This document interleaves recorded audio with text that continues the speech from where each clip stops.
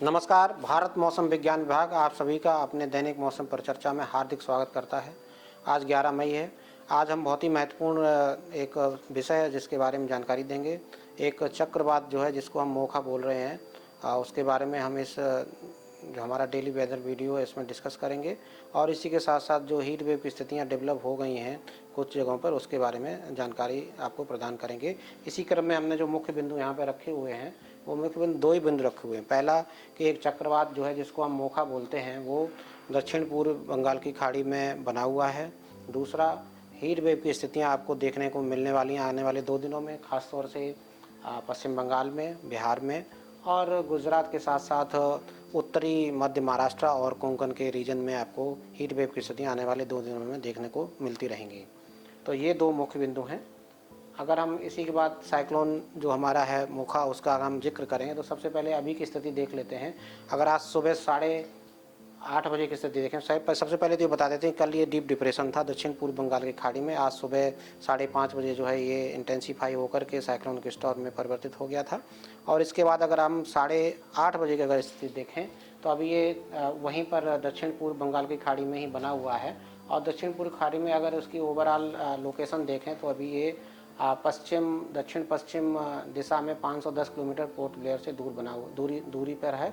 और इसकी actual location अगर देखें तो 11.4 डिग्री नॉर्थ और लॉन्गिट्यूड में 88.0 ये इसकी एक्चुअल लोकेशन है। अगर इसके हम फॉरकास्ट की बात करें, पूर्वानुमान की, तो ये देखिए आप, ये धीरे धीरे रिकर्व करने की संभावना है, मूव करेगा। अभी तो ये उत्तर पश्चिम गति में 12 तारीख की सुबह तक, उसके बाद ये दोबारा से जो है स्ट्रॉन्ग होकर के वेरी सीवियर साइक्लोन के स्टॉर्म में इसके परिणत होने की संभावना है अराउंड 12 तारीख की शाम को। और उसके बाद इसकी मेन इंटेंसिटी जो पीक इंटेंसिटी है वो आप देखिए ये पहुंचने की संभावना बनी हुई है 13 तारीख की शाम को। और इसके बाद जो है ये क्रॉस करेगा साउथ ईस्ट बांग्लादेश 14 तारीख की दोपहर के आसपास।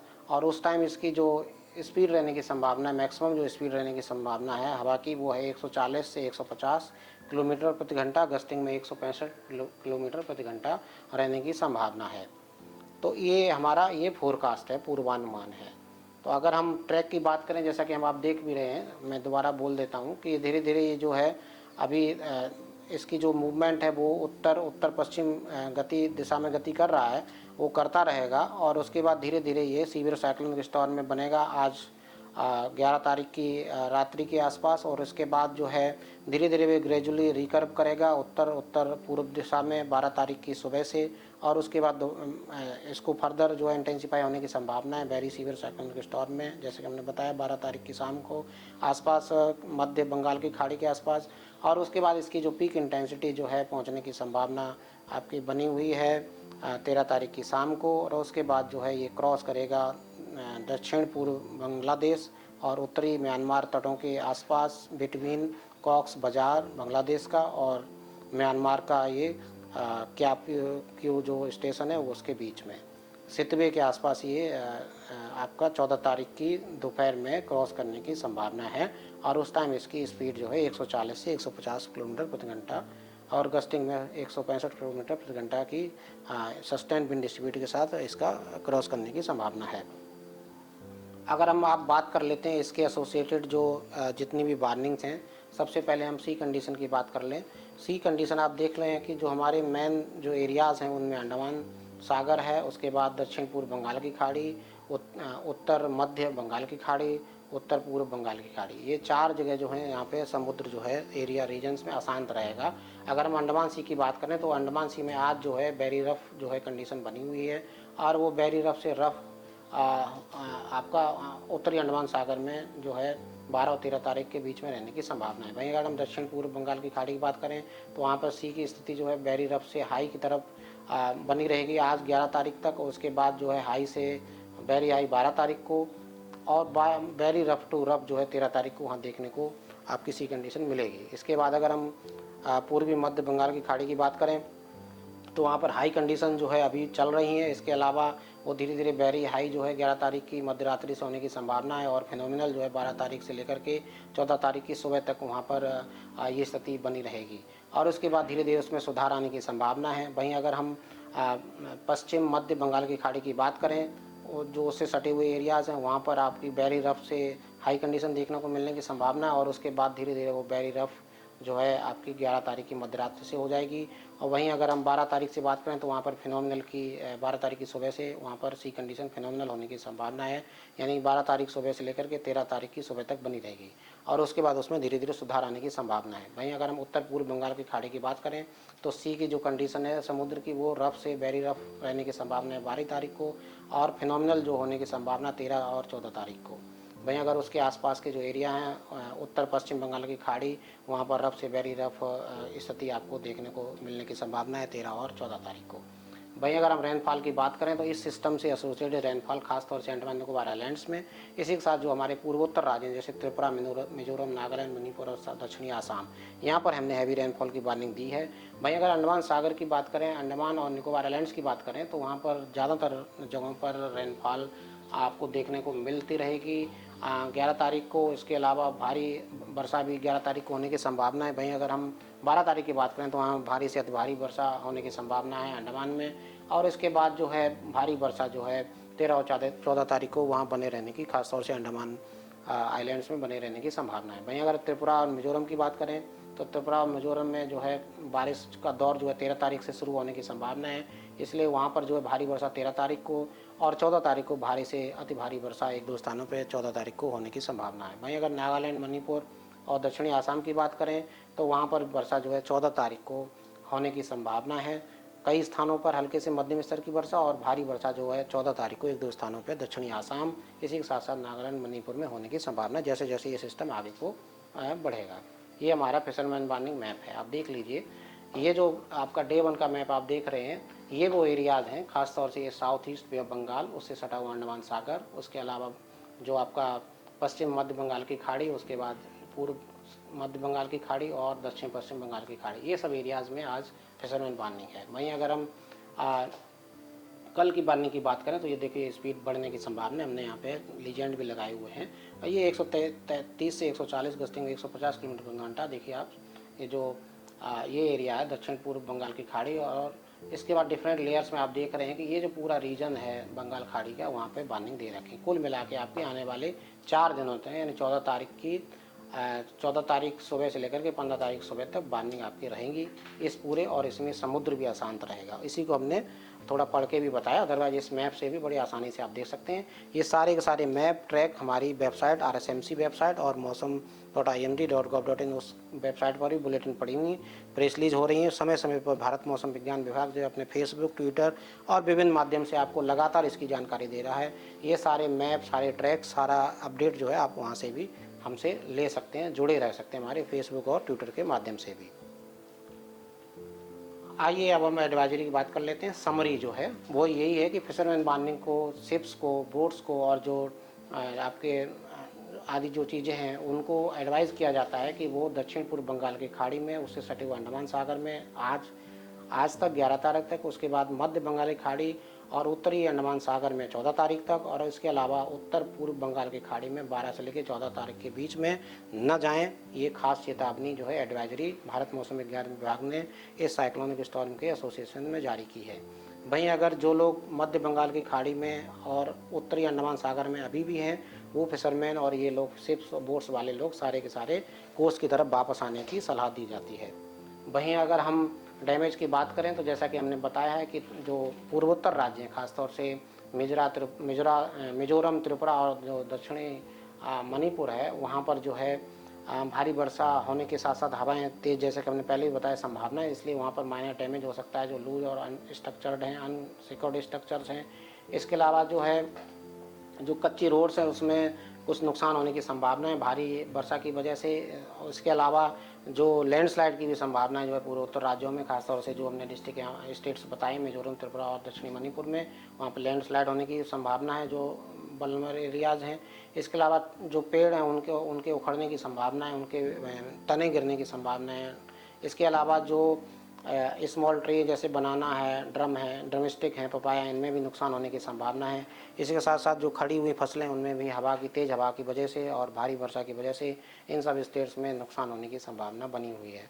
वहीं अगर एक्शन सजेस्टेड की बात करें तो आपको जो मैच्योर फ्रूट्स और वेजिटेबल्स हैं, क्रॉप्स हैं, उनको जो इमीडिएट हार्वेस्ट कर लेना चाहिए। इसके अलावा मतलब 14 तारीख से पहले पहले इसको हार्वेस्ट कर लेना चाहिए। इसी के अलावा जो आपकी जो स्टेकिंग है वेजिटेबल्स हैं उनको जो है कवर करने की कोशिश करें। इसके अलावा जो फर्टिलाइज़र्स हैं और पेस्टिसाइड्स हैं उनको अभी यूज करने से बचें। इसके अलावा जो है जो जानवर हैं, पशुधन है, उनको जो है सेफ शेल्टर्स में सेफ करने के लिए रखें, अंदर रखें। इसके अलावा अगर हम जो मरीन कम्युनिटी है उसके लिए डैमेज एक्सपेक्टेड और एक्शन सजेस्टेड की बात करें तो चूँकि वेरी रफ से फिनोमिनल कंडीशंस जो है आपकी सी की बनी रहेंगी, इसलिए मरीन ऑपरेशन जो प्रभावित होने की संभावना है। ठीक है, तो जो मरीन एक्टिविटीज़ हैं, ऑफशोर एक्टिविटीज़ हैं, उनको सलाह दी जाती है, ख़ासतौर से जो बंगाल की खाड़ी, अंडमान सागर और अंडमान निकोबार आइलैंड्स में। इसके अलावा टूरिज्म को रेगुलेट करने की ज़रूरत है, ऑफशोर एक्टिविटीज़ को भी रेगुलेट करने की ज़रूरत है। इसके अलावा जो अंडमान निकोबार द्वीप समूह के आसपास जो शिपिंग एक्टिविटीज़ हैं उनको भी 13 तारीख तक रेगुलेट करने की ज़रूरत है। इसके अलावा जो दक्षिण पूर्व बंगाल की खाड़ी में जो शिपिंग एक्टिविटीज़ हैं उनको भी रेगुलेशन की ज़रूरत है, सावधानी बरतने की ज़रूरत है। इसके अलावा जो अंडमान सागर है उसमें 12 मई तक, उसके अलावा पूर्व मध्य बंगाल की खाड़ी में 14 तारीख तक, पश्चिम मध्य बंगाल की खाड़ी में 13 तारीख तक इसमें रेगुलेशन की चेतावनी है। इसके साथ साथ जो है जो शिपिंग एक्टिविटी है जैसे उत्तर पूर्व बंगाल की खाड़ी में उसमें 12 और 14 तारीख के बीच में शिपिंग एक्टिविटीज़ को अकॉर्डिंगली रेगुलेट करने की संभावना है इस सिस्टम की वजह से। तो ये हमारे द्वारा भारत मौसम विज्ञान विभाग के द्वारा साइक्लोनिक स्टॉर्म मोखा के एसोसिएशन में बहुत सारी चेतावनी जारी हैं। भारी वर्षा, हवाएं, तेज़ हवाएं, इसके साथ साथ समुद्र शांत रहेगा, वो सारी चेतावनी आज हमने यहाँ पे डिस्कस की है। थोड़ा वीडियो बड़ा ज़रूर हो जाएगा लेकिन इसको आप अधिक से अधिक शेयर करें ताकि अधिक से लोगों के पास पहुँच जाए और ये जानकारी हासिल हो जाए। अगर हम बात कर लेते हैं कल के वेदर की, तो कल भारी वर्षा देश में कहीं पर नहीं हुई सिवाय जो हमारा निकोबार आइलैंड्स हैं। इस साइक्लोनिक स्टॉर्म मोखा की वजह से, डीप डिप्रेशन की वजह से कल जो है भारी वर्षा सिर्फ कार निकोबार आइलैंड्स और उसके आसपास के एरियाज़ में देखने को मिली, इसलिए भारी वर्षा सिर्फ ये दिखी। बाकी अगर दक्षिण प्रायद्वीपीय भारत की बात करें तो वहाँ हल्के से मध्यम स्तर की वर्षा, खासतौर से तमिलनाडु में 6 सेंटीमीटर के स्तर की वर्षा, केरला में 5 सेंटीमीटर के स्तर की वर्षा, वहीं दक्षिणी कर्नाटका और इसके आसपास के एरियाज़ में 2 से 3 सेंटीमीटर के स्तर की वर्षा कल देखने को मिली है। कल जो है भारत के ज़्यादातर हिस्सों में टेम्परेचर सामान्य या सामान्य के आसपास ही बना रहा, सिवाय जो पूर्वी बिहार, पश्चिम बंगाल के साथ साथ जो सौराष्ट्र कच्छ का रीजन है वहाँ पर टेम्परेचर जो है सामान्य से 4 से 6 डिग्री सेल्सियस ऊपर दर्ज किए गए।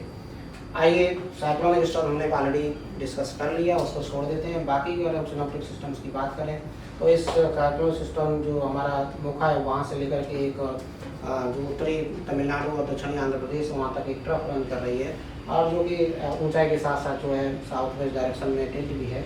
इसी के साथ साथ एक फ्यूल साइक्लोनिक सर्कुलेशन झारखंड में देखने को मिला है। वही एक ताज़ा वेस्टर्न डिस्टर्बेंस जो है ईरान के आसपास देखने को मिला है। इसके अलावा अगर हम भारत के साइक्लोनिक स्टॉर्म के अलावा अगर हम बाकी चेतावनी की बात करें तो आप देख सकते हैं डे 1 की अगर वार्निंग की बात करें तो हीट वेव की वार्निंग की वजह से मैंने ऑरेंज कलर यहाँ पे दे रखा है, खासतौर से देंगे पश्चिम बंगाल में और सौराष्ट्र कच्छ में। वही हीट वेव की वजह से हमने येलो कलर बिहार और जो सब हिमालयन वेस्ट बंगाल उसको भी हमने दे रखा है। तो इसी के साथ साथ कोंकण और उत्तरी मध्य महाराष्ट्र में भी आज हीट वेव की स्थितियाँ देखने की मिलने की संभावना है, इसलिए येलो कलर दिया हुआ है। भाई अगर दक्षिण प्रायद्वीपीय भारत की बात करें तो वहाँ पर ठंड स्टॉर्म की स्थितियाँ आपको देखने को मिल सकती हैं। उड़ीसा में भी ठंड स्टॉर्म की स्थिति आपको एक दो स्थानों पर देखने को मिल सकती है। वहीं उसके साथ साथ अगर भारी वर्षा की बात करें तो तमिलनाडु और केरला में भी आज भारी वर्षा एक दो स्थानों पर देखने को मिल सकती है। वहीं अगर हम कल के चेतावनी की बात करें 12 तारीख की, तो आप देखिए मुख्य चेतावनी हीट वेव की है। आपकी पश्चिम बंगाल में हीट वेव की चेतावनी है, बिहार में है। इसी के साथ साथ सौराष्ट्र कच्छ के साथ साथ आपका जो पश्चिमी राजस्थान बेल्ट है वहाँ पर भी हीट वेव की स्थितियाँ देखने को मिल सकती हैं। इसी के साथ साथ जो कोंकण और मध्य महाराष्ट्र का रीजन है वहाँ पर भी, कोंकण में उतना थोड़ी सी कमी आने की संभावना है, लेकिन मध्य महाराष्ट्र में खासतौर से उत्तरी मध्य महाराष्ट्र में हीट वेव की स्थितियाँ कल भी देखने को मिलेंगी। वहीं अगर हम भारी वर्षा की बात करें, ऑलरेडी हम अंडमान निकोबार की वर्षा जो है आपको डिस्कस कर चुके हैं। आज भी भारी वर्षा होने की संभावना है। कल जो है भारी से भारी वर्षा भी अंडमान आइलैंड में आपको देखने को मिलने की संभावना है। वहीं आज और कल अंडमान निकोबार आइलैंड्स में थंडर स्क्वाल जिस टाइम 50 से 60 किलोमीटर प्रति घंटा के साथ की थंडर स्क्वाल भी आने की संभावना आज और कल बनी हुई है। वहीं अगर हम 13 तारीख की और 14 तारीख की बात करें तो 13 तारीख में आप देख सकते हैं कि जो हमारा पश्चिमी विक्षोभ अभी जो ईरान के आसपास है वो आगे बढ़ेगा और 13 तारीख को उसके प्रभाव में आपको जो पश्चिमी हिमालयन क्षेत्र है जैसे खासकर जम्मू कश्मीर और हिमाचल प्रदेश वहाँ पर थंडरस्टॉर्म की स्थितियाँ देखने को मिल सकती हैं। वहीं अगर हम हरियाणा की बात करें तो हरियाणा में भी आपको डस्ट स्टॉर्म की स्थिति एक दो स्थानों पर देखने को मिल सकती है। वहीं हीट वेव की स्थिति पश्चिमी राजस्थान में आपको देखने को मिलती रहेगी। वहीं अगर हम बाकी स्थिति में देखें तो देखिए कोस्टल आंध्र प्रदेश में हीट वेव की डेवलप होने की संभावना दिखाई देती है। वहीं इसके साथ साथ सब वेस्ट बंगाल में हीट वेव की स्थिति जारी रहने की संभावना है। वहीं अगर थंडरस्टॉर्म की बात करें तो केरला में थंडरस्टॉर्म की स्थिति देखने को मिल सकती है। वहीं अगर अंडमान में बात करें तो खासतौर से अंडमान निकोबार में हैवी रेनफॉल भारी वर्षा भी 13 तारीख को एक दो स्थानों में देखने को मिल सकती है। वहीं आप देख सकते हैं नागालैंड मणिपुर मिजोरम त्रिपुरा में भी जैसे मैंने पहले जिक्र किया एक सिंपल हैवी रेनफॉल का आपको यहाँ पर देखने को मिल रहा है। वहीं अगर हम 14 तारीख की बात करें तो भारी वर्षा जो है खासतौर से पूर्वोत्तरा जिसमें नागालैंड मणिपुर मिजोरम त्रिपुरा दिखाए हैं ऑरेंज कलर से वहाँ पर भारी वर्षा के साथ साथ हवाएं रहेंगी जैसे सैकड़ों में वहाँ पहुँचेगा। इसी के साथ पूरा की इस समय पूर्वोत्तर राज्यों में भारी वर्षा एक दो स्थानों में देखने को मिलने की संभावना बनी हुई है। वहीं अगर हम पश्चिम बंगाल की बात करें सिक्किम की तो वहाँ थंडरस्टॉर्म की स्थिति 14 तारीख को देखने को मिल सकती है। वहीं पश्चिमी राजस्थान में डस्ट स्टॉर्म में धूल भरी आंधी आने की संभावना बनी हुई है। वहीं पश्चिम वाले क्षेत्र में थंडरस्टॉर्म की स्थिति आपको जम्मू कश्मीर हिमाचल प्रदेश और उत्तराखंड में 14 तारीख को देखने को मिलेगी। वहीं हीट वेव की स्थिति आपको तटीय आंध्र प्रदेश में देखने को मिलते रहने की संभावना 14 तारीख को भी है। वहीं अंडमान में हैवी रेनफॉल जैसे हमने पहले भी बताया आपको होने की संभावना 14 तारीख को बनी हुई है। इसके वहीं अगर हम 15 तारीख की बात करें तो डस्ट स्टॉर्म आप देख सकते हैं पश्चिमी राजस्थान पूर्वी राजस्थान दोनों में धूल भरी आंधी आने की संभावना है 15 तारीख को। वहीं अगर पश्चिमी वाले क्षेत्र की बात करें तो थंडरस्टॉर्म की स्थितियाँ जारी रहने की संभावना है। वहीं पूर्वोत्तर और उसके सटा हुआ पूर्वी राज्यों में भी थंडरस्टॉर्म के साथ साथ जो है लाइटनिंग की स्थिति देखने को मिल सकती है। वहीं हीट वेव की स्थिति तटीय आंध्र प्रदेश में 15 तारीख को भी जारी रहने की संभावना है। वहीं केरला में थंडरस्टॉर्म की स्थिति आने वाले 4-5 दिनों जैसे पहले बताया बनी रहने की संभावना है। अंडमान के लिए अभी हमने ग्रीन कलर कर दिया है 15 तारीख को अंडमान के लिए कोई चेतावनी नहीं है क्योंकि साइक्लोन स्टॉर्म आपका डिसिपेट होने की संभावना है 15 तारीख को। तो आज के लिए बस इतना ही और हमसे जुड़े रहने के लिए हमारी वेबसाइट मौसम.imp.gov.in को लॉगिन करिए। इसके साथ हमें फॉलो करिए ट्विटर फेसबुक और यूट्यूब के माध्यम से। आज के लिए बस इतना ही। नमस्कार।